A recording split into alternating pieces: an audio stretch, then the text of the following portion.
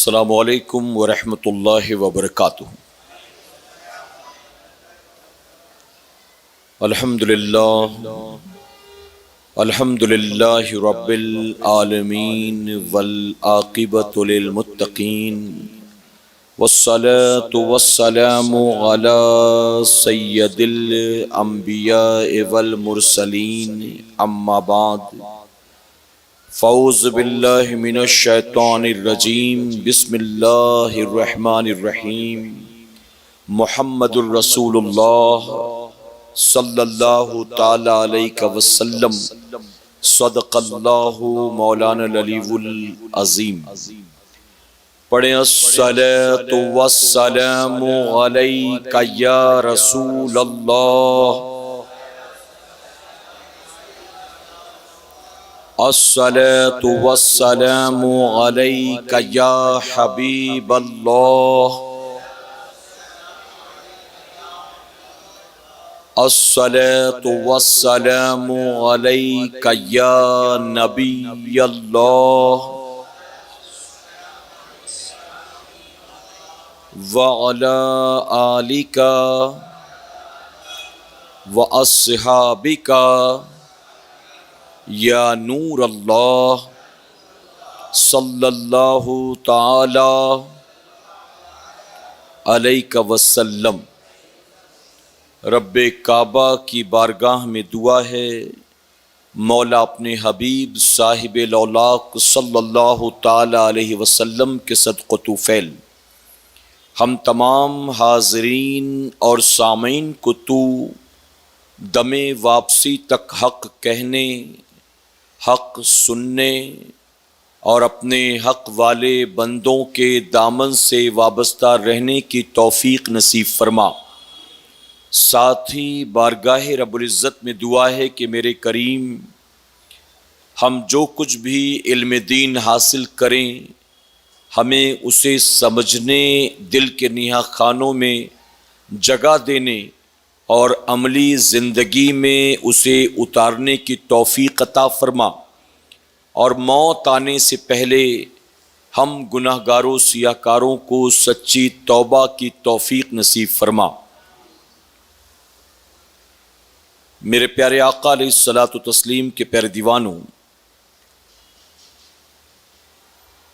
پچھلے ہفتہ واری اجتماع میں میں نے آپ کے سامنے آن لائن اس بات کو واضح کرنے کی اور سمجھانے کی کوشش کی تھی کہ اہل سنت والجماعت کے نزدیک یا رسول اللہ کہنا، یا علی مشکل کشا کہنا، یا غوث المدد کہنا بلا شبہ جائز اور حلال عمل ہے۔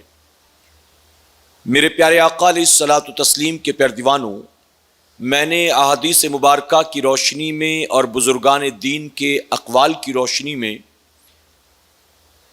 اس بات کو واضح کیا تھا کہ اہل سنت والجماعت کے لوگ جو اپنے نبی کو یا اولیاء اکرام کو یا کہہ کر بلاتے ہیں مدد کے لیے اپنی پریشانی یا مصیبت میں، یہ بلا شبہ ایک جائز اور مستحب عمل ہے۔ آج انشاءاللہ سنی دعوت اسلامی کے اس ہفتہ واری اجتماع میں ہم اس بات کو سیکھنے کی کوشش کریں گے کہ حضور اکرم صلی اللہ علیہ وسلم کا نام پاک سن کر جو ہم سنی انگوٹھا چومتے ہیں، یہ انگوٹھا چومنا کہاں سے ثابت ہے؟ ایک بات اچھی طرح سے یاد رکھیں کہ یہ سنی دعوت اسلامی شاخ کرلا کا ہفتہ واری اجتماع ہے۔ ہم یہاں اپنے مسلک کی بات کریں گے، ہم یہاں اپنے عقیدے کی بات کریں گے، ہم یہاں مناظرہ کرنے بیٹھے یا باطل فرقوں کے اعتراضات کا جواب دینے کے لیے نہیں بیٹھے ہیں۔ اس کی وجہ کہ یہ کام مبلغ کا نہیں بلکہ یہ کام علماء اکرام کا ہے، اور الحمدللہ میں ذمہ داری کے ساتھ کہتا ہوں کہ علماء اہل سنت سے دنیا میں جس فرقے والے نے جب کبھی بھی مناظرہ کیا ہے، چاہے عنوان جو بھی ہو، اللہ تبارک تعالیٰ نے ہمیشہ کامیابی اپنے محبوب کے عاشقوں یعنی خوش عقیدہ سنی مسلمانوں ہی کو عطا فرمایا ہے۔ تو میرے پیارے آقا علیہ الصلوۃ والتسلیم کے پیارے دیوانوں، ایک بات اور اچھی طرح سے ذہن میں محفوظ کر لیں کہ اس وقت دنیا میں جتنے بھی باطل فرقے یعنی مسلمانوں میں جو مختلف عقائد و نظریے پیدا ہو گئے ہیں، الگ الگ گروہ پیدا ہو گئے ہیں، ان سب کو دیکھا جائے تو ان میں آپس میں اتنے اختلافات نہیں ہیں جتنا ان سب کو ہم خوش عقیدہ سنی مسلمانوں سے اختلاف ہے۔ ہمارے عقائد پر اختلاف کرتے ہیں، ہمارے معاملات پر اختلاف کرتے ہیں، یہ کہاں لکھا ہے، یہ کہاں سے ثابت ہے، یہ کس نے کیا ہے، یہ تم کہاں سے لے کر آ گئے، یہ قرآن میں کہاں ہے، یہ حدیث میں کہاں ہے۔ جبکہ میں پوری ذمہ داری کے ساتھ یہ بات کہوں گا کہ اہل سنت والجماعت کے عقائد ہوں یا اہل سنت والجماعت کے معاملات ہوں، کوئی بھی من گڑنت قصے کہانیوں سے نہیں بنایا گیا ہے، بلکہ سب کا سب قرآن و سنت سے ثابت ہے۔ میرے پیارے آقا علیہ الصلوۃ والتسلیم کے پیارے دیوانوں، ہم حضور اکرم صلی اللہ علیہ وسلم کا نام سن کر اذان میں یا بیان میں یا گفتگو میں یا نعتوں میں انگوٹھا چوم لیا کرتے ہیں۔ اہل سنت والجماعت کے نزدیک یہ عمل حلال ہے، جائز ہے، اور اس عمل کو مستحب عمل کہتے ہیں۔ مستحب۔ اگر کوئی یہ کہے کہ نہیں نہیں یہ تو شرک ہے، یہ بدعت ہے، تو میرے پیارے آقا کے پیارے دیوانوں، انگوٹھا چومنا کہاں سے ثابت ہے؟ اس بات کی دلیل دینے کی ذمہ داری ہماری نہیں ہے۔ جو اس کام کو، اس عمل کو شرک یا بدعت یا کفر یا گمراہی کہیں، ظاہر ہے کہ ان کی ذمہ داری بنتی ہے کہ وہ اس بات کو پروف کریں کہ یہ چیز ناجائز یا حرام یا شرک یا کفر کہاں سے ہے، یہ اس بات کو ثابت کریں۔ میرے پیارے آقا کے پیارے دیوانوں، حضور اکرم صلی اللہ علیہ وسلم کا نام سن کر انگوٹھا چومنا یہ کئی حدیثوں سے ثابت ہے۔ البتہ بزرگوں کی اپنی تحقیق ہے، وہ یہ کہتے ہیں کہ یہ جو حدیثیں جن میں انگوٹھا چومنا ثابت ہوتا ہے، یہ ضعیف حدیثیں ہیں، یعنی یہ صحیح حدیث نہیں ہے، یہ ضعیف ہیں۔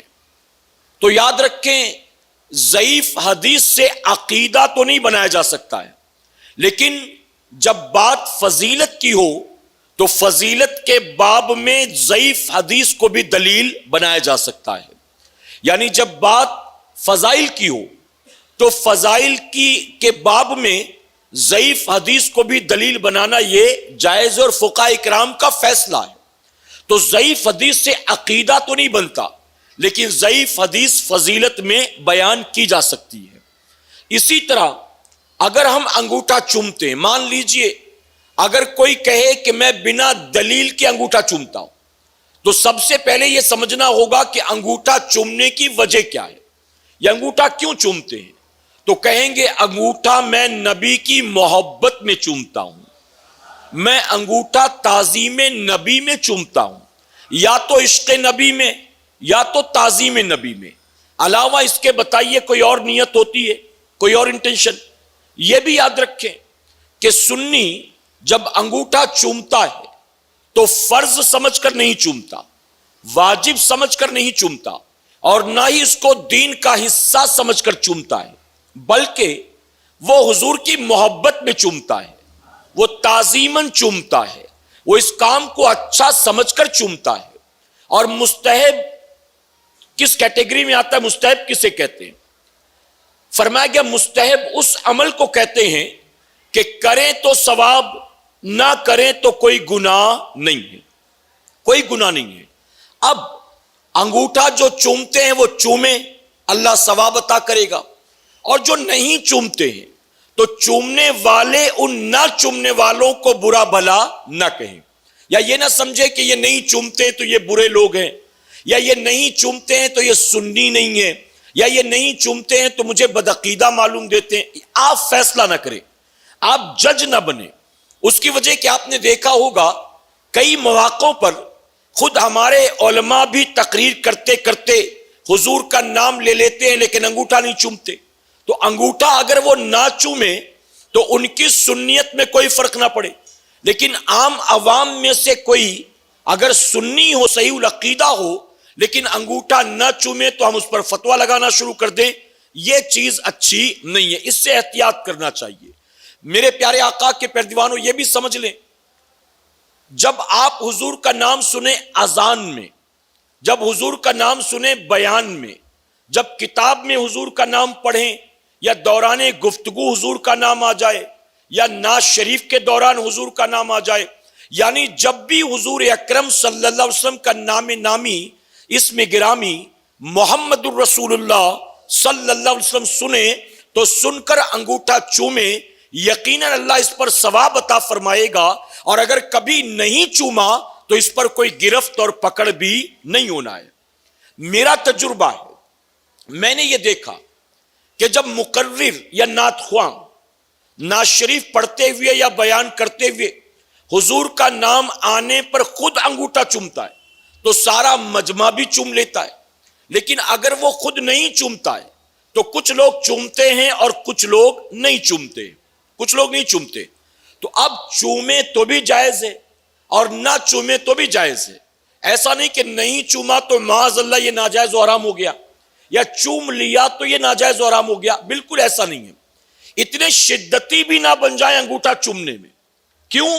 یہ دین کا حصہ نہیں ہے، یہ فرائض و واجبات میں سے نہیں ہے کہ اتنی شدت اختیار کر لیں کہ جو نہ چومے فوراً فتویٰ لگا دیں آپ، اور جو چوم لے اس کو کہیں یہ اپنا بھائی، یہ باقی تو اپنے بھائی نہیں. ایسا نہیں ہونا چاہیے. احتیاط کریں کہ انشاءاللہ.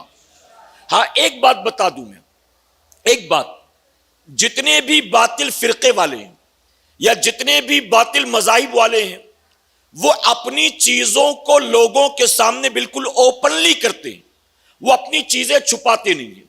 لیکن ہم سنیوں میں اکثریت ایسی ہے جو دوسروں کو دیکھ کر گھبرا جاتے ہیں اور اپنی چیز کو چھوڑ دیا کرتے ہیں دوسروں کو دیکھ کر. مثلا میں اگزامپل دیتا ہوں، اگر کوئی غیر بدعقیدہ، کوئی غیر مقلد آپ کی مسجد میں آ جائے نماز پڑھنے اور اقامت پر پوری مسجد بیٹھی ہو، آپ دیکھیں گے وہ اکیلا کھڑا ہو جائے گا. امام بھی بیٹھا، سارے مقتدی بیٹھے، وہ اکیلا لیکن کھڑا ہو جائے گا. اور اگر اس کے برعکس کوئی سنی پہنچ جائے ان کی مسجد میں غلطی سے اور اقامت میں وہ سارے کھڑے ہو جائیں تو اکیلا بیٹھنے کی ہمت نہیں کرے گا بلکہ وہ بھی انہی کے ساتھ کھڑا ہو جائے گا. اسی طرح اگر ہم غیروں میں ہیں اور حضور کا نام آ گیا تو انگوٹھا چومنے سے تھوڑا احتیاط کرتے کہ یار ابھی چومیں گے تو پتہ نہیں کیا سوچے گا میرے بارے میں، یہ سوچے گا بڑا پچھڑا آدمی ہے، بڑا فنڈامنٹلسٹ ہے، پتہ نہیں کس دنیا سے آیا. ہم یہ سوچ کر احتیاط کرتے نہیں چومتے. اور وہ اگر سارے سنیوں میں بیٹھا ہوگا پورا مجمع چومے گا تو بھی وہ نہیں چومے گا. اسی طرح دوسرے مذہب والوں کو دیکھیں، مسلمان ٹوپی پہننے میں کتراتا ہے اور وہ ٹیکا لگا کے گھر سے نکلتا ہے، پورے دن ٹیکا لگا کر رکھتا ہے، اس کو کوئی پرابلم نہیں ہے. مسلمان کو داڑھی رکھنے میں تکلیف ہے کہ لوگ پتہ نہیں کیا کہیں گے، اور ہم نے ان کو دیکھا کہ اگر چوٹی کی منت مانگی ہے انہوں نے تو پھر وہ چاہے کتنے بڑے عہدے پر پہنچ جائے پھر بھی اس کے چوٹی ہوگی. دیکھا ہے. اسی طرح سکھ حضرات کو آپ دیکھیں، سکھوں کو دیکھ لیں، بوریوں کو دیکھ لیں، تمل کو دیکھ لیں. میرے پیارے آقا کے پیروانوں، ہمارے ملک کا پرائم منسٹر ایک سکھ بن گیا تو اب یہ نہیں کہ پرائم منسٹر بن گیا ہوں تو چلو داڑھی منڈا دوں، پرائم منسٹر بن گیا ہوں تو پگڑی اتار دوں، کیونکہ پرائم منسٹر بن گیا ہوں نا. اب مجھے فرانس بھی جانا ہے، جاپان بھی جانا، امریکہ بھی جانا، پوری دنیا کے پریسیڈنٹ پرائم منسٹر سے ملنا ہے، پوری دنیا کی سیر کرنی. اب میں بڑے عہدے پر آ گیا، جب تک میں نیچے تھا اپنے مذہب پر عمل کرتا رہا، اب میرے لیے مشکل ہوگا. کیا بتائیے وہ کمپرومائز کرتا ہے؟ ہمارے ملک کے پرائم منسٹر 10 سال تک پرائم منسٹر تھے، سکھ مذہب سے تعلق رکھتے، کیا انہوں نے کمپرومائز کیا اپنے دین کو لے کر؟ اسی طرح ہم نے دیکھا کہ کچھ ساؤتھ انڈینز جو منسٹر بن جاتے ہیں، منسٹر بننے کے باوجود بھی ان کی وہ سفید رنگ کی لنگی نہیں اترتی ہے. وہ ورلڈ ٹور پر بھی جائیں تو شارٹ وائٹ شرٹ اور وہ لنگی ہوگی ان کی، بھلے ورلڈ ٹور پر جائیں. یہاں تک کہ سارے سوٹ بوٹ والے ہوں گے، ان کے درمیان بھی وہ کھڑا ہوگا تو اسی اٹائر میں، اپنے لباس میں. لیکن ہمارا اور آپ کا معاملہ یہ ہوتا ہے کہ ہم بہت جلدی لوگوں کو دیکھ کر گھبرا جاتے ہیں. اب اگر کہیں ایسی جگہ پر جہاں سارے کے سارے مختلف فرقوں کے یا مختلف مذاہب کے لوگ بیٹھے ہوں، وہاں ایک سنی ہوگا اور حضور کا نام سن کر انگوٹھا چومے گا تو فوراً پتہ چل جائے گا کہ چلو اتنے بڑے مجمع میں دو چار سنی تو موجود ہے. دو چار. میرے پیارے آقا کے پیروانوں، ہمارا اپنا تجربہ ہے. ہم جب کہیں جاتے ہیں بیان کے لیے آؤٹ آف بامبے، اور ہم وہاں خطبے کے بعد درود شریف پڑھاتے ہیں، الصلاۃ والسلام علیک یا رسول اللہ. اب چونکہ یا کہنا ان کے نزدیک جائز نہیں ہے، تو ہم نے دیکھا ان کے ہونٹ نہیں ہلتے. دو چار آ کر جو بیٹھے ہوں ان کے ہونٹ نہیں ہلتے، یعنی سب پڑھ رہے ہیں پھر بھی وہ خاموش ہی رہتے، وہ نہیں پڑھتے سب کو دیکھ کر بھی. اسی طرح سارا مجمع اپنا ہو، انگوٹھا چوم رہا ہو، اگر وہ دو چار ہو تو نہیں چومتے. تو سنیوں اگر چومے تو جائز، نہ چومے تو ناجائز و حرام نہیں.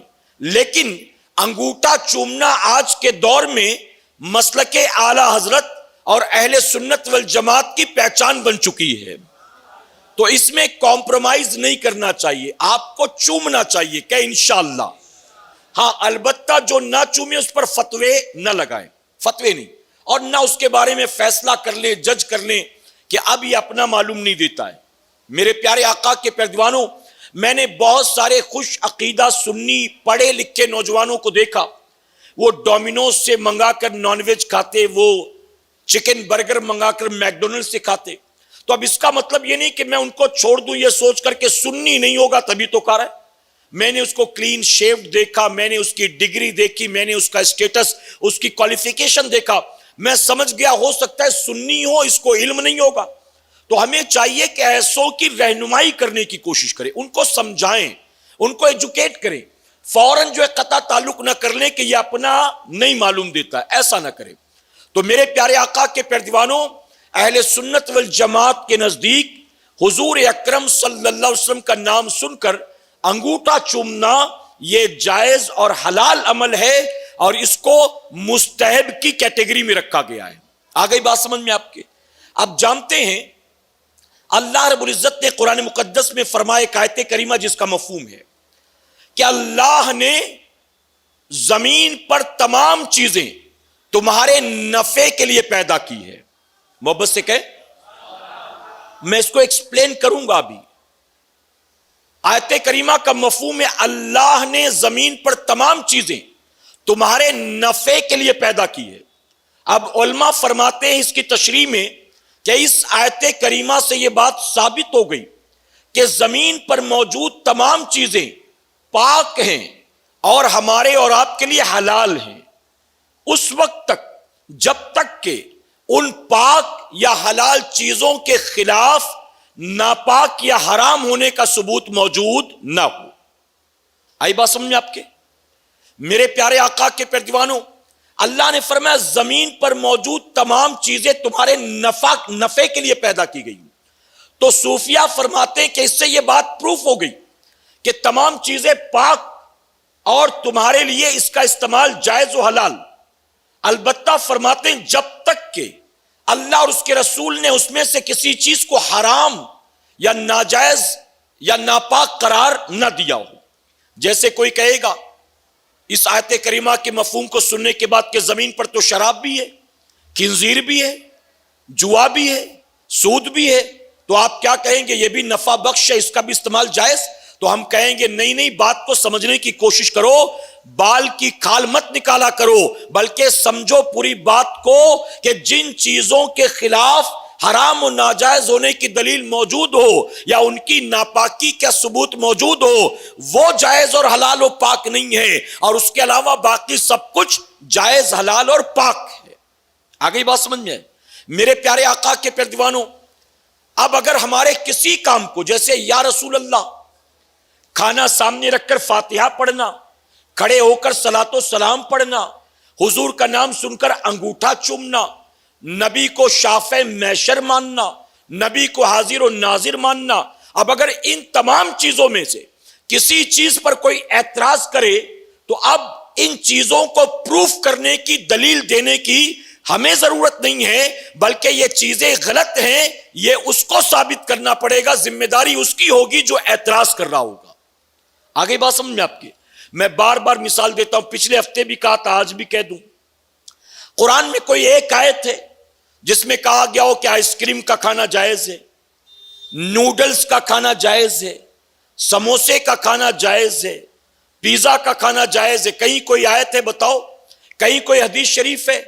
کیا حضور نے کبھی یہ چیزیں کھائی ہیں، صحابہ نے کھایا ہے؟ ثابت ہے کہیں سے تو بتاؤ۔ آپ کہیں گے کہیں سے نہیں۔ تو اب اگر صحابہ سے، حضور سے ثابت نہیں، قرآن میں کوئی آیت یا حدیث میں کوئی حضور کا فرمان نہیں، تو آپ کہیں گے اس سے یہ بات ثابت ہو گئی کہ یہ ناجائز و حرام ہے؟ معاذ اللہ، نہیں۔ میرے پیارے آقا کے پیارے دیوانوں، اس سے ناجائز و حرام ہونے کی دلیل نہیں ملتی، بلکہ اگر اس کی ممانعت نہیں ہے تو اس کا مطلب ہے کہ وہ ساری چیزیں جائز و حلال ہیں۔ اب اگر کوئی اس کو کہے کہ منع ہے اور حرام ہے تو اب اس کو دلیل دینا پڑے گا کہ ناجائز و حرام کیسے ہے۔ آئی بات سمجھ میں آپ کی؟ اب حضور اکرم صلی اللہ علیہ وسلم نے فرمایا، یہ تو میں نے قرآن کی آیت کا مفہوم بیان کیا، اب حدیث مبارکہ بھی سن لے۔ حضور فرماتے ہیں جس کام کو، جس عمل کو تمام مسلمان اچھا جانے، اللہ کے نزدیک بھی وہ کام اچھا ہے۔ جس عمل کو مسلمان اچھا جانے وہ کام اللہ کے نزدیک بھی اچھا۔ اب یہاں علماء فرماتے ہیں کہ مسلمان سے مراد عوام و خاص سب ہوں، یعنی جسے صرف عام عوام اچھا نہ مانے، علماء بھی مانے، صوفیاء بھی مانے، مفتیاء بھی مانے، اکابرین بھی مانے، اولیاء بھی مانے، تو جس کام کو سارے اچھا مانے، حضور فرماتے ہیں اس بات کی دلیل ہے وہ کام اللہ کے نزدیک بھی اچھا ہے۔ تو اسی طرح سے انگوٹھا چومنے کو ہر کوئی اچھا جانتا ہے سوائے بدعقیدہ اور گمراہ کے، تو اس لیے فرمایا گیا یہ کام اللہ کے نزدیک کیا ہے؟ اچھا ہے۔ اب دلیل دوں، میرے پیارے آقا کے پیارے دیوانوں، تفسیر روح البیان میں اس کی دلیل موجود ہے۔ اعلیٰ حضرت عظیم البرکت نے باقاعدہ پورا رسالہ لکھا جس میں آپ نے دلائل کے اتنے انبار لگا دیے ہیں کہ کسی ایک کتاب میں ایک ساتھ انگوٹھا چومنے پر اتنی دلیلیں نہیں ملتی ہیں جتنی دلیلیں ایک کتاب میں میرے امام نے جمع فرما دیا ہے۔ اور اعلیٰ حضرت نے جو دلائل کے انبار لگا دیے آج تک اس کا کوئی جواب نہیں دے سکا ہے، بس وہی رٹ لگی ہے کہ شرک ہے، بدعت ہے، کہاں سے ثابت، جبکہ میرے امام نے جو ثبوت پیش کیے اس کا کوئی جواب نہیں، اس کا کوئی رد نہیں۔ اور ایک بات یاد رکھیں جو میں نے شروع میں کہی، اگر کل کوئی اٹھ کر کہے کہ یہ ضعیف حدیث ہے تو کہہ دیں کہ ضعیف حدیث سے عقیدہ تو نہیں بنتا، لیکن فضائل کے باب میں ضعیف حدیث کا بھی بیان کرنا جائز ہے۔ میرے پیارے آقا کے پیارے دیوانوں، سب سے پہلے یہ سنیں، انگوٹھا سب سے پہلے چوما کس نے، چوما کہاں، چوما کیوں، اور چوما کیسے؟ تو اس کے بارے میں تفسیر روح البیان میں اور دیگر کتابوں میں، یہاں تک کہ شاہ عبد الحق محدث دہلوی رحمۃ اللہ علیہ نے بھی اپنی کتاب میں لکھا۔ میرے پیارے آقا کے پیارے دیوانوں کے سب سے پہلے انگوٹھا اللہ کے نبی، تمام انبیاء اور قیامت تک آنے والے انسانوں کے باپ سیدنا آدم علیہ السلام نے چوما تھا۔ معلوم ہوا کسی بریلوی نے نہیں چوما تھا، کسی عام انسان نے نہیں چوما تھا، بلکہ سب سے پہلے تمام نبیوں کے باپ آدم علیہ السلام نے چوما تھا۔ کہاں چوما تھا؟ تو آدم پیدا کہاں ہوئے؟ کہاں پیدا ہوئے؟ جنت میں۔ تو سب سے پہلے چوما بھی کہاں پر؟ بریلی میں نہیں چوما، بمبئی میں نہیں چوما، کہاں چوما؟ جنت میں۔ دو سوالوں کا جواب دے دیا میں نے۔ کس موقع پر چوما اور کیسے چوما، یعنی کیوں اور کیسے؟ تو فرمایا گیا آدم علیہ السلام کے جسم میں اللہ نے روح ڈالی، روح باہر نکل آئی، کیونکہ آدم کے جسم میں اندھیرا تھا، تو اللہ نے آدم علیہ السلام کے جسم کو روشن کرنے کے لیے، منور کرنے کے لیے اپنے محبوب صلی اللہ علیہ وسلم کے نور کو آدم علیہ السلام کی پشت میں رکھ دیا۔ آپ نے یہ سنا ہے نا کہ آدم علیہ السلام سے پہلے اللہ نے محبوب کے نور کو پیدا فرمایا ہے۔ تو اس نور کا اب آدم علیہ السلام کے جسم میں اٹیچمنٹ ہوا, آپ کی پشت میں رکھا گیا. جب پشت میں رکھا تو فرمایا گیا آدم علیہ السلام جب جنت میں چلتے تھے تو تمام فرشتے آپ کے پیچھے پیچھے چلا کرتے تھے. آدم علیہ السلام نے عرض کیا کہ مولا یہ فرشتے ہمیشہ میرے پیچھے کیوں چلتے ہیں؟ رب نے فرمایا کہ آدم تمہاری پشت پر میں نے اپنے حبیب کے نور کو رکھا ہے. اس نور کی زیارت اور اس نور کے ادب میں فرشتے تمہارے پیچھے چلتے ہیں. آدم علیہ السلام نے دعا کی کہ مولا کوئی ایسا انتظام کر دے کہ یہ میرے آگے چلے میں پیچھے چلا کروں. تو فرمایا کہ اللہ رب العزت نے آپ کی پشت سے نور کو آپ کی پیشانی میں منتقل کر دیا. آپ کی پیشانی میں فور ہیڈ میں نبی کا نور چمکنے لگا. اب جب نبی کا نور پیشانی میں چمکنے لگا تو فرمایا گیا اب سارے فرشتے جنت میں آدم علیہ السلام کے آگے آگے چلتے تھے, لیکن آگے چلنے میں بھی میرے نبی کے نور کا وہ ادب تھا کہ کوئی فرشتہ آدم علیہ السلام کے چہرے کی طرف اپنی پیٹھ کو نہیں کرتا تھا, بلکہ آدم علیہ السلام کے چہرے کی طرف اپنے چہرے کو کر کے وہ آپ کے آگے آگے الٹے قدم جنت میں چلا کرتے تھے. اب آدم علیہ السلام نے ایک بار عرض کیا کہ مولا یہ فرشتے تیرے بڑے خوش نصیب ہیں, تیرے حبیب کا نور میری پشت میں تھا یہ دیکھتے تھے, تیرے حبیب کا نور میری پیشانی میں ہے یہ دیکھتے ہیں, لیکن میں نے اب تک تیرے حبیب کے نور کی زیارت نہیں کی. اے اللہ مجھے بھی اپنے محبوب کے نور کی زیارت عطا فرما. تو فرمایا کہ اللہ نے فرمایا کہ آدم اپنے داہنے ہاتھ کی پہلی انگلی کو اٹھاؤ. آدم علیہ السلام نے پہلی انگلی کو اٹھایا تو فرمایا گیا کہ اس پہلی انگلی سے کلمہ طیبہ کی آواز آنے لگی, لا الہ الا اللہ کی صدا بلند ہوئی. اسی لیے اس کو شہادت کی انگلی کہتے ہیں. کیا کہتے ہیں؟ شہادت کی. فرمایا گیا کہ اس انگلی سے کلمے کی آواز آئی, پھر رب نے آدم علیہ السلام کے دونوں انگوٹھوں میں محبوب کے نور کی جھلک کو ظاہر کر دیا, یعنی آئینے کی طرح اللہ نے محبوب کے نور کی کرنیں آدم علیہ السلام کے انگوٹھوں میں چمکایا. اب جب آدم علیہ السلام کے انگوٹھوں میں نبی کا نور چمکا تو آدم علیہ السلام پر وزد کی کیفیت طاری ہو گئی. آپ نے فوراً دونوں انگوٹھوں کو ہونٹوں سے لگایا ہے اور آنکھوں سے مسا کر لیا ہے. تو کس موقع پر چوما اور کیسے چوما یہ بھی واضح ہو گیا. تو معلوم ہوا سب سے پہلے ہمارے باپ آدم علیہ السلام نے چوما ہے. امام احمد رضا خان فاضل بریلوی نے بعد میں چوما, ہمارے باپ داداؤں نے بعد میں چوما. سب سے پہلے چوما ہے تو انبیاء کے باپ آدم علیہ السلام نے چوما ہے. اب بتائیے اگر یہ شرک ہے, اگر یہ بدعت ہے, اگر یہ گمراہی ہے معاذ اللہ, کیا جنت میں ان میں سے کوئی کام ہو سکتا ہے؟ اور کیا اللہ کا نبی معاذ اللہ کوئی شرک اور بدعت کا کام کر سکتا ہے؟ اور آدم علیہ السلام نے جو انگوٹھا چوما تھا کیا اللہ نے حکم دیا تھا؟ اللہ نے حکم دیا تھا. کیا انگوٹھے سے آواز آئی تھی کہ چومو مجھے؟ آواز آئی تھی؟ نہیں. آدم نے کیوں چوما تھا؟ تو فرمایا گیا حضور کی محبت میں چوما تھا, حضور کی تعظیم میں چوما تھا. اور جو ہمارے باپ آدم علیہ السلام نے کیا ہم قیامت تک کریں گے انشاءاللہ. اب بعض لوگ اس پر بھی اعتراض کرتے ہیں, سوال کرتے ہیں, اور ان کا سوال صحیح بھی ہے. کہتے ہیں آدم علیہ السلام نے تو نبی کا نور دیکھ کر چوما تھا, تم کو کیا دکھائی دے رہا ہے؟ تم کیا دیکھ کر چومتے ہو؟ تمہیں تو نور نظر نہیں آتا.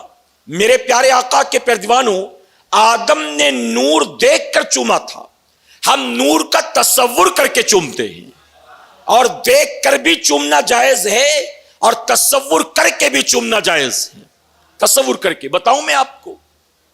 ایک صحابی میرے آقا کی بارگاہ میں حاضر ہوئے, عرض کرتے ہیں آقا میں نے منت مانگی تھی کہ میرا فلاں کام ہو جائے گا تو میں خانہ کعبہ کی چوکھٹ کو بوسہ دوں گا, خانہ کعبہ کی چوکھٹ کو. آقا میرا کام تو ہو گیا, لیکن صحت اور مال و دولت یعنی غربت کی وجہ سے میں اس لائق نہیں ہوں کہ میں سفر کر سکوں اور جا کر خانہ کعبہ کو بوسہ دے سکوں, اس کی چوکھٹ کو چوم سکوں.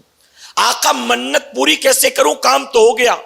تو نبی نے فرمایا, بہت توجہ سے سنے خاص طور پر نوجوان, آقا نے فرمایا اگر تم جا کر خانہ کعبہ کی چوکھٹ کو بوسہ نہیں دے سکتے, اپنے گھر چلے جاؤ, اپنی ماں کے قدموں کو بوسہ دے دو. تمہاری منت پوری ہو جائے گی. گویا نبی بتا رہے ہیں، اشارہ فرما رہے ہیں، اگر تمنا ہو خانہ کعبہ کی چوکھٹ کو چومنے کا لیکن حیثیت نہ ہو، انتظامات نہ ہو، تو ماں کے قدموں کو چوم لیا کر، اس تصور میں اللہ تجھے ثواب عطا فرمائے گا. اب ماں کے قدموں کو خانہ کعبہ کا تصور کر کے چومے، منت پوری ہو رہی ہے. نبی فرما رہے. آج کا کوئی مفتی فتویٰ نہیں دے رہا ہے، ابھی بھی ان کا مسئلہ حل نہیں ہوا. عرض کرتے آقا میری والدہ کا انتقال ہو چکا ہے، میں چھوٹا بچہ تھا، ماں کا انتقال ہو گیا، اب منت کیسے پوری کروں؟ تو آقا فرماتے ہیں کہ ماں کی قبر پر چلے جاؤ، اپنی ماں کی قبر پر پائنتی جانب جا کر بوسہ دے دو، اللہ تمہاری منت کو پورا فرما دے گا. محبت سے کہیں اللہ تمہاری منت. اب کہاں خانہ کعبہ کی چوکھٹ اور کہاں ماں کی قبر؟ ابھی بھی مسئلہ حل نہیں ہوا. عرض کرتے آقا ماں کا انتقال ہوا، میں چھوٹا بچہ تھا، کون سا قبرستان ہے، قبر کون سی ہے مجھے یہ بھی خبر نہیں، اور نہ کوئی ہے جو بتائے کہ ماں کی قبر کون سی. اب منت کیسے پوری کروں؟ آقا فرماتے گھر چلا جا، ایک لکیر کو کھینچ لے، اس لکیر کو ماں کی قبر تصور کر لے اور اس میں پائنتی جانب کا تصور کر کے بوسہ دے دے، اللہ تیری منت کو پورا فرما دے گا. اب یہ سارے راستے کون بتا رہا ہے؟ امام الانبیاء بتا رہے ہیں. تو معلوم ہوا کہ آدم علیہ السلام نے نور دیکھ کر چوما تھا، ہم نور کا تصور کر کے چومے تو بھی جائز. اور ایک مسئلہ بتاؤں، حاجی حج کرنے کے لیے جاتا ہے تو حاجی وہاں جاتا ہے تو حج کے ارکان میں یہ بھی شامل ہے کہ 3 مختلف مقامات پر تمہیں شیطان کو کنکریاں مارنی ہیں، شیطان کو. اور اس کی تاریخ اٹھا کر دیکھیں تو یہ 3 وہ مقامات ہیں جہاں ابراہیم علیہ السلام کو شیطان نے ان کے بیٹے اسماعیل علیہ السلام کی قربانی سے روکنے کی کوشش کی تھی. جب اللہ کے حکم پر ابراہیم علیہ السلام اپنے بیٹے اسماعیل علیہ السلام کو لے کر مینا کی گھاٹیوں کی طرف چلے اور یہ پکا ارادہ کر لیا کہ میں بیٹے کو ذبح کر کے اللہ کو راضی کروں گا، تو شیطان نے پورا زور لگایا کہ میں کرنے نہیں دوں گا، اور 3 مقامات پر وہ آڑے آ گیا. جبرائیل علیہ السلام نے زمین سے اٹھا کر 7 کنکریاں دی اور کہا کہ آپ اس کو ماریں، آپ کا مارنا ہوگا کہ یہ غائب ہو جائے گا. اور تاریخ میں آتا ہے کہ ابراہیم علیہ السلام نے ان 3 مقامات پر شیطان کو کنکریاں ماری تھی اور شیطان وہاں سے رفع ہو گیا تھا.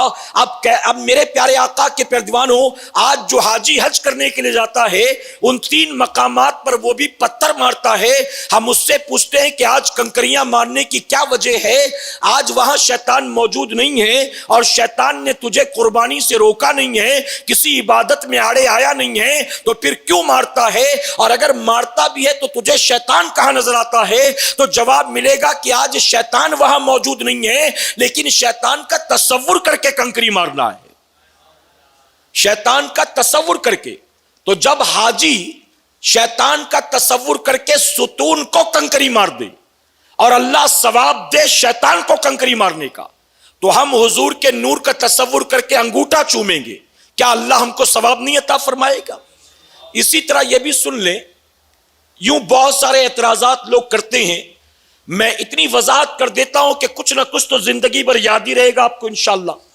جب حاجی حج کے لیے جاتا ہے تو فرمایا کہ حج شروع جب کرتے ہیں تو حج شروع کرتے حجر اسود کا بوسہ لے کر، شروع کرتے حجر اسود کا بوسہ لے کر. اب فرمایا گیا کہ بوسہ اگر بھیڑ بھاڑ دھکا مکی نہ ہو تو سیدھے حجر اسود کو ہونٹ لگا کر چومے. نبی نے طریقہ بتلایا، ہونٹ لگا کر چومو، آواز نہیں پیدا ہونی چاہیے، ہونٹ لگاؤ. اگر ہونٹ نہ لگا سکو، اتنی بھیڑ ہو کہ ہونٹ نہ لگ سکے، تو ہاتھ لگا کر چوم لو. اچھا ہاتھ لگا کر کیسے چومیں گے؟ ہاتھ لگائیں گے اور یوں چومیں گے نا، تو حجر اسود تو نہیں چوما، چوما کیا اپنا ہاتھ چوما. آج لوگ اعتراض کرتے کہتے ہیں کہ تم نبی کی تعظیم میں اور نبی کی محبت میں اپنا انگوٹھا چومو، ہاتھ تمہارا، انگوٹھا تمہارا، ناخن تمہارے، اس کو چومو اور تم کو ثواب ملے حضور کی تعظیم کا. یہ ہم کو سمجھ میں نہیں آتا. ہم کہتے حاجی اپنا ہاتھ چومتا ہے اور ثواب ملتا ہے حجر اسود کو چومنے کا، یہ تیری سمجھ میں آ گیا؟ ہمارا والا سمجھ میں نہیں آتا اور باقی جو سارے کرے وہ سمجھ میں آتا ہے. ہاتھ لگا کر ہاتھ کو چوم لے، ہاتھ بھی تیرا ہی ہے لیکن ثواب ملے گا حجر اسود کو چومنے کا. اور نبی نے یہاں تک فرمایا اتنا بھی نہ ہو سکے کہ ہاتھ بھی تیرا پہنچے، اتنی بھیڑ ہے یا تو اتنا دور ہے ہاتھ بھی نہیں پہنچ سکتا، تو تیرے ہاتھ میں اگر عصا ہو یا لاٹھی ہو یا ڈنڈا ہو اس کو لگا لے اور اپنے ڈنڈے کو چوم لے، اللہ اس پر بھی حجر اسود کو چومنے کا ثواب عطا فرمائے گا۔ اب حج کے لیے جاتے حاجی تو ہر کوئی ڈنڈا تو لے کے جاتا نہیں ہے، کنکری تو لے جاتے، شیطان کے لیے ڈنڈا تو نہیں۔ میرے پیارے آقا کے پیروانوں، اب فرمایا گیا کہ ہاتھ نہ لگے، ہونٹ نہ لگے، ڈنڈا بھی نہ ہو، لاٹھی بھی نہ ہو، تو اب کیا کریں؟ تو جہاں بھی ہو وہیں سے یوں ہاتھ بڑھا کر اشارتاً چوم لے۔ اگر تو یوں اشارے سے تو نے ہاتھ بھی نہیں لگایا اور صرف ہوا میں ہاتھ کیا حجر اسود کی سمت اور تو نے یوں کر کے چوم لیا، اللہ اس پر بھی تجھے حجر اسود کو چومنے کا ثواب عطا فرمائے گا۔ تو امید کرتا ہوں یہ بات کلیئر ہو گئی کہ انگوٹھا چومنے پر بھی یقیناً اللہ ثواب عطا فرمائے گا۔ میرے پیارے آقا کے پیروانوں، فرمایا گیا بنی اسرائیل میں ایک شخص تھا جس نے 200 سال تک گناہ کیے، 200 سال۔ جب اس کا انتقال ہوا تو اس کی اپنی بستی کے لوگوں نے اس کی لاش کو اٹھایا اور لے جا کر کوڑے کرکٹ کے ڈھیر پہ ڈال دیا۔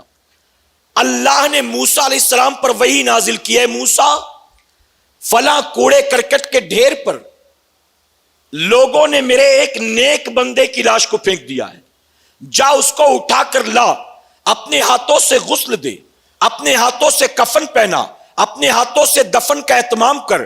موسیٰ علیہ السلام بستی میں پہنچے، آپ نے دیکھا، لوگوں سے پوچھا، لوگوں نے کہا بہت گناہگار تھا، بدکار تھا، سیاہکار تھا، آبادی کے لیے ناسور تھا، دن رات اللہ رسول کی نافرمانی اور گناہ میں ڈوبا رہتا تھا، اس لیے ہم نے تنگ آ کر اس کو اٹھا کر پھینک دیا، لیکن آپ آئے ہیں تو چلیے ہم آپ کی مدد کرتے ہیں۔ اب بستی والوں نے مل کر آپ کی مدد کی، غسل دیا گیا، کفن پہنایا گیا، دفن کیا گیا۔ اس کے بعد موسیٰ علیہ السلام نے رب کی بارگاہ میں عرض کیا، اے مولا اتنا بڑا بدکار و سیاہکار تھا کہ بستی والے نفرت کرتے تھے، پھر تو نے اس کو یہ انعام کیوں دیا؟ تو جانتے ہو رب نے کیا فرمایا؟ رب نے فرمایا کہ بستی والے بالکل صحیح کہتے ہیں، اس نوجوان نے پوری زندگی مجھ سے بغاوت کی، پوری زندگی میری نافرمانی کی، لیکن اے موسیٰ اس کا ایک عمل ایسا تھا جو مجھے بہت پسند تھا، اور وہ عمل یہ تھا کہ جب کبھی رات کے اندھیرے میں وہ توریت لے کر بیٹھتا تھا اور اس توریت کو پڑھتے پڑھتے میرے حبیب کا نام آتا تھا تو فوراً توریت کو اٹھا کر اپنے ہونٹوں سے میرے حبیب کے نام کو چوم لیا کرتا تھا۔ اس کے اس عمل کی وجہ سے میں نے اس کے 200 سال کے گناہوں کو معاف کر دیا۔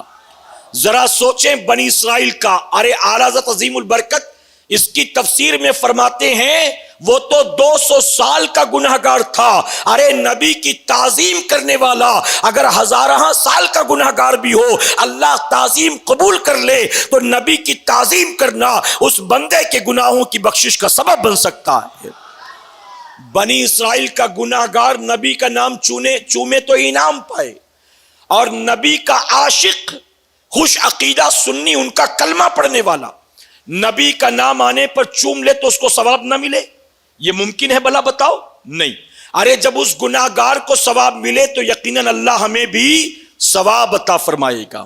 میرے پیارے آقا کے پیروانوں، اب ایک بڑی مشہور حدیث مبارکہ جسے سب نے نقل کیا ہے، اور یہ حدیث مبارکہ مختلف انداز میں کئی کتابوں میں ملتی ہے، اور ان سب کو پڑھنے کے بعد جو میرے ذہن نے ساتھ دیا، مجھے لگتا ہے کہ یہ حدیث مبارکہ ایک ہی موقع کی نہیں، مختلف مواقعوں کی ہے، اور مختلف مواقعوں سے یہ بات ثابت ہوتی ہے کہ سیدنا صدیق اکبر کا پوری زندگی اس پر عمل تھا۔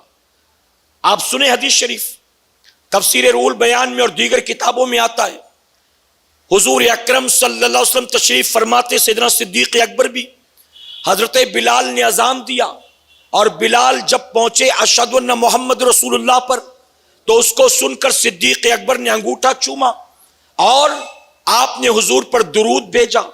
جب دوسری بار آپ نے اشہد ان محمد رسول اللہ سنا تو صدیق اکبر نے پھر انگوٹھا چوما اور یوں کہا، قرۃ عینی بک یا رسول اللہ، قرۃ عینی بک یا رسول اللہ، اے آقا آپ کا نام میرے آنکھوں کی ٹھنڈک ہے، اس کا مفہوم یہ ہے، میرے پیارے آقا کے پیردوانوں اذان مکمل ہوئی تو میرے نبی نے صحابہ سے مخاطب ہو کر کہا جو میرے ابو بکر کی نقل کرے گا قیامت میں وہ میرے ساتھ جنت میں جائے گا۔ اب دوسری روایت ملتی ہے کہ حضور تشریف فرماتے سیدنا صدیق اکبر، مؤذن نے اذان دی، پہلے میں کہا حضرت بلال نے اذان دی، دوسرے میں آیا کہ مؤذن نے اذان دی، اذان مکمل ہوئی تو میرے نبی نے صدیق اکبر کو دیکھا، صدیق اکبر نے انگوٹھا چوما، آقا نے فرمایا ابو بکر تم نے یہ کیا کیا؟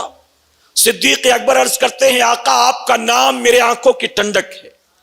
تو نبی نے فرمایا جو میرے ابو بکر کا یہ کام اپنائے گا، ابو بکر نے جو کیا، جو ابو بکر کے کیے اس کام کو کرے گا قیامت میں اس کی شفاعت کراؤں گا۔